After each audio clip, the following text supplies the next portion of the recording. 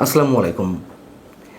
এনসিপির শীর্ষ নেতাদের দুর্নীতি কিংবা লুটপাট, তাদের অভ্যন্তরীণ রাজনৈতিক কৌশল অথবা অভ্যুত্থানে এনসিপির এই শীর্ষ নেতাদের কোনো ধরনের কোনো ষড়যন্ত্র ছিল কিনা, মোটা অঙ্কের টাকা লেনদেন হয়েছে কিনা, কী ধরনের প্লট নির্মাণ করা হয়েছিল সেই আন্দোলনে, ইত্যাদি ইত্যাদি সম্পর্কে হয়তো আমরা অনেক কিছুই খুব দ্রুত জানতে পারবো।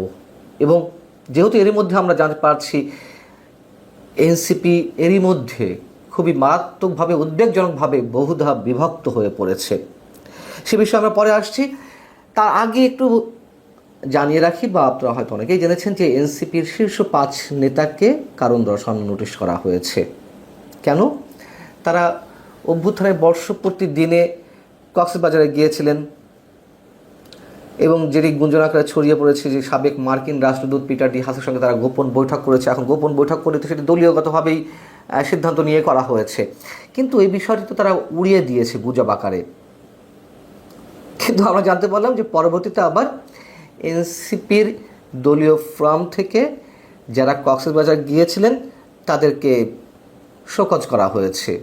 শোকজ লেটারে কি লেখা হয়েছে যে ৫ আগস্ট জুলাই অভ্যুত্থানের প্রথম বর্ষপূর্তি উপলক্ষে রাষ্ট্রীয় গুরুত্বপূর্ণ কর্মসূচি চলাকালীন তারা কেন ব্যক্তিগত সফরে কক্সবাজার গিয়েছেন, কেন সে বিষয়ে রাজনৈতিক পর্ষদকে পূর্বে কোনো তথ্য বা ব্যাখ্যা প্রদান করা হয়নি। শোকজ হওয়া নেতারা কারা? হাসনাত আবদুল্লাহ, সার্জিস আলম, নাসিরুদ্দিন পাটোয়ারি, তাসনিম জারা এবং যুগ্ম আহ্বায়ক খালেদ সাইফুল্লাহ। আচ্ছা বলুন, এই কারণ দর্শানোর চিঠির কোনো প্রয়োজনীয়তা ছিল? মানে এগুলো কি শুধুমাত্র লোক দেখানো নয়? আমি জানি না তাদের গঠনতন্ত্রে কী আছে, এটুকু তো বোঝা যায় যে তারা তো আর চাকরি করে না। ব্যক্তিগত যদি কোনো সফরে গিয়েও থাকে, দলকে না জানিয়ে কেন গেল, এটি কি চাকরি? আচ্ছা, দ্বিতীয়ত হচ্ছে তারা দলকে না জানিয়ে কক্সবাজার গিয়েছে, এটি মনে করার কোনো কারণ কি থাকতে পারে? যে অভ্যুত্থানের মূল দাবিদার এই এনসিপির শীর্ষ নেতারা, তাদের একটি গুরুত্বপূর্ণ অংশ এই যে তাসনিম জারা কিংবা হাসনাত আবদুল্লাহ, সার্জিস আলম, নাসিরুদ্দিন পাটোয়ারি, এরা তো সবার শীর্ষ নেতা। এর বাইরে কে আছে? আক্তার হোসেন, নাহিদ ইসলাম, এই তো, অথবা হান্নান মাসুদ। তো শীর্ষ নেতাদের একটা বড় অংশ দলীয় ফোরামকে না জানিয়ে কক্সবাজার চলে গেল, এটি হতে পারে?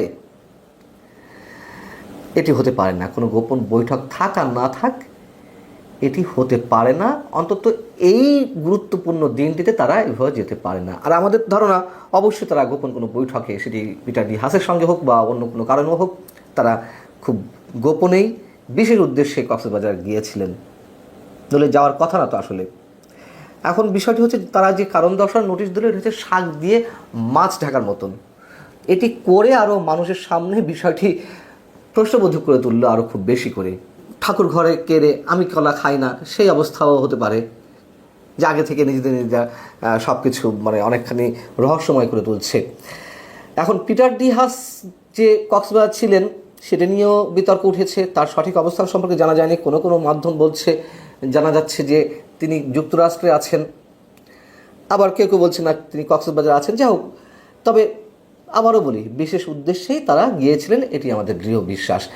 এখন বিষয় হচ্ছে কি, যেটি বলছিলাম যে এনসিপির সব অন্দরমহলের খবরের সব কিছু হয়তো খুব শিগগিরই একেবারে খোলস ছেড়ে বেরিয়ে আসবে। তার কারণ এনসিপির গুরুত্বপূর্ণ 2 নীতি নির্ধারক আসিফ মাহমুদ সজীব ভুঁইয়া এবং মাহফুজ আলম, তারা দুজনই সরকারের উপদেষ্টা পদে রয়েছেন। তারা সাম্প্রতিক সময়ে যে মুখোমুখি অবস্থান নিয়েছেন, তাতে করে আমরা অনেক কিছুই জানতে পারছি। তথ্য সম্প্রচার বিষয়ক উপদেষ্টা মাহফুজ আলম গত 4 আগস্ট তার ফেসবুকে একটি পোস্ট দিয়েছেন যে 1-11 পদধ্বনি শোনা যাচ্ছে। পরবর্তীতে সেটি তিনি এডিট করেন, সমালোচনার মুখে সেটি আবার ডিলিটও করেন। সেটিকে কেন্দ্র করে আবার আসিফ মাহমুদ সজীব ভুঁইয়া, স্থানীয় সরকার বিষয়ক উপদেষ্টা, তার ফেসবুকে লিখলেন, আগে সরকারের ভয়ে জনগণ পোস্ট ডিলিট করত, এখন জনগণের ভয়ে সরকার পোস্ট ডিলিট করে, যেহেতু মাহফুজ আলম সরকারের একটি অংশ। আসিফ মাহমুদ সজীব ভুঁইয়ার পোস্টের নিচে ছোট্ট করে লেখা ছিল যে সেলফ ক্রিটিক। নিশ্চয়ই এটি সেলফ ক্রিটিক নয়, এটি মাহফুজ আলমকে ক্রিটিক করে লেখা, এটি আমরা নিশ্চিত। মজার বিষয় হচ্ছে 5 আগস্ট অভ্যুত্থানের বর্ষপূর্তিতে সরকারের পক্ষ থেকে যে জাঁকজমক আয়োজন ছিল তার একটি অংশ ছিল ড্রোন শো। সেই ড্রোন শোতে আসিফ মাহমুদ সজীব ভুঁইয়ার এই পোস্টটি শো করা হয়। তা আমরা দ্বন্দ্ব সংঘাত কোন পর্যায়ে গিয়ে পৌঁছেছে।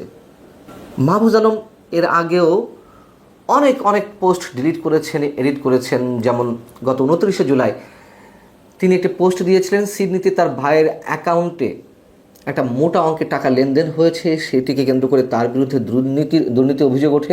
সেটি ব্যাখ্যা দিতে গিয়ে তিনি আবার লিখেছিলেন, আজকাল অনেকের লেজ কাটা যাচ্ছে বলে আমার বিরুদ্ধে লেগেছেন নতুন একটি দলের কয়েকজন মহারথী এতে জড়িত, সবই প্রকাশ পাবে। একটা সার্কেলে প্রায় সবাই দুর্নীতিগ্রস্ত এবং একজন কোনো টাকা ধরছেন না, এটা কার সহ্য হবে। সেটি এডিট করে পরবর্তীতে আবার লিখলেন, যখন এনসিপি নেতারা তাকে তীর্যক আক্রমণ করতে লাগলেন যে একটি দলের বা একটি সার্কেলের সবাই দুর্নীতিগ্রস্ত, বোঝা যাচ্ছে কোন দলকে তিনি ইঙ্গিত করতে চাচ্ছেন। স্পষ্টভাবে এনসিপি নেতাদেরকে তিনি ইঙ্গিত করছেন। তো সমালোচনার মুখে তিনি সেটি এডিট করে লিখলেন, আজকাল অনেকের লেজ কাটা যাচ্ছে বলে আমার বিরুদ্ধে লেগেছেন বিভিন্ন দলের কয়েকজন মহারথী এতে জড়িত, সব ষড়যন্ত্র প্রকাশ পাবে। দ্বন্দ্ব সংঘাত একেবারে প্রকাশ্যে আসছে আমাদের সামনে।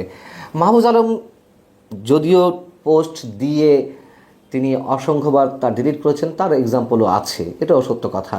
তিনি ভারতের মানচিত্রের বিরুদ্ধে একটা পোস্ট দিলেন, বাংলাদেশের মানচিত্র বড় করে সেটি ডিলিট করলেন। কয়েকদিন আগে কথিত তৌহিদ জনতার উদ্দেশ্যে তিনি একটি পোস্ট দিলেন, মব ভায়োলেন্সের বিরুদ্ধে পোস্ট দিয়েছেন, এগুলো আবার এডিট করেছেন, কোনোটি সংশোধন করেছেন।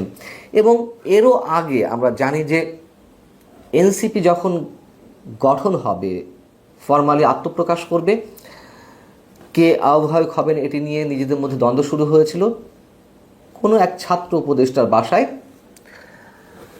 কেউ মাহফুজ আলমের নাম প্রস্তাব করেছিলেন, আবার বড় একটি অংশ চাইছিল নাহিদ ইসলামকে। তো নাহিদ ইসলামই শেষমেশ আহ্বায়ক হলেন।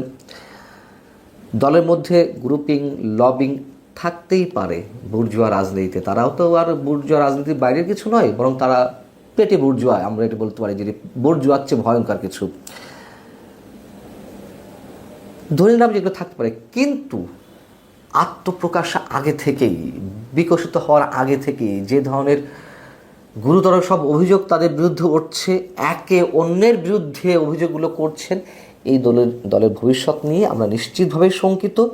এবং আমরা হিন্দি মুভিতে দেখি না, গ্যাংস্টাররা নিজেদের মধ্যে ভাগাভাগি করতে গিয়ে একে অন্যকে ফায়ার করছে, নিজেরাই শেষ করে দিচ্ছে নিজেদেরকে। আমরা ভাবতে চাই না এমনটা এনসিপির ক্ষেত্রে, কিন্তু বাস্তবতাগুলো আমাদের সামনে সেভাবে উঠে আসছে। এই এনসিপির নেতাদেরকে তো আমরা সমর্থন দিয়েছিলাম, দেশের বড় একটি অংশ সমর্থন দিয়েছিল, কিন্তু তারাই তাদের ব্যক্তিগত কেরিয়ার হোক, পেশাগত জীবনের কোনো ভালো কিছু থাকতেও পারতো সেটি হোক, অথবা রাজনৈতিক ভবিষ্যৎ হোক, সবই তারা নিজেরাই শেষ করছে, এটুকু স্পষ্ট করে বলতে পারি। ভালো থাকুন সবাই, আল্লাহ হাফেজ।